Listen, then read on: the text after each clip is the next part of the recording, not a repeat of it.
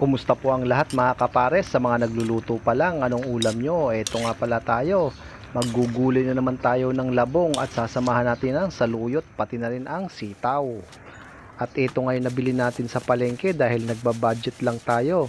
Sa halagang 300 pesos ay ito na ngayon nabili natin. Kaya nga shoutout po sa ating mga followers, sa mga subscribers natin sa YouTube channel, sa mga nag-share po ng aming mga video.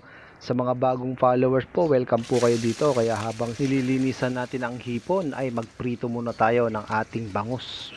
At dahil alas 9 na tayo ng umaga nagising, ayun, nag-jogging ako papuntang palengke para makabili agad ng lulutuin. Pero naisip ko naman, yung mas mabilis lang lutuin. Kaya eto, hindi na natin kailangang igisa.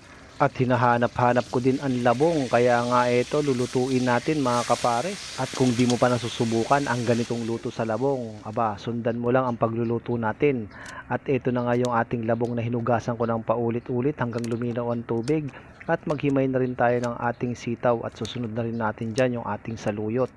At minsan talaga ang hirap din mag-isip ng lulutuin, pati na rin ang budget kung paano natin pagkakasyahin. At minsan napapaisip rin ako kung bakit ko napasok itong pagko-content na to. At minsan naisip ko na rin na itigil na yung ganitong content.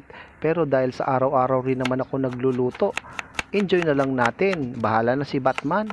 At matapos na nga nating mahimay-himay yung ating sitaw pati na yung saluyot, ihahanda naman natin yung ating aromatics. Ang gagamitin lang po natin dyan ay sibuyas pati na rin ang luya. Kaya nagpakulo na nga ako ng tubig at nilagay ko na yung luya pati na rin yung sibuyas. At maglalagay rin tayo dyan ng konting bagoong at kayo na bahala kung gaano kaalat. At pinagburuk-buruk lang natin yan ng gusto at pagkatapos ilalagay na rin natin yung ating labong. At pakukuluin ulit natin yan ng ilang minuto hanggang sa lumambot.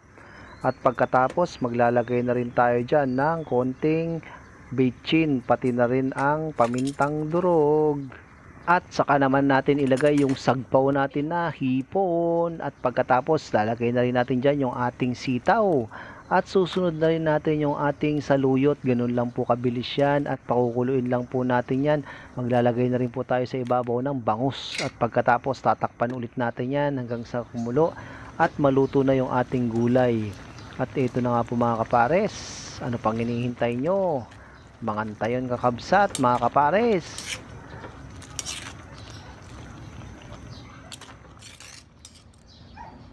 Mga antayin mga kapares, baka hindi nyo pa ito naluluto ha. Subukan nyo na mga kapares.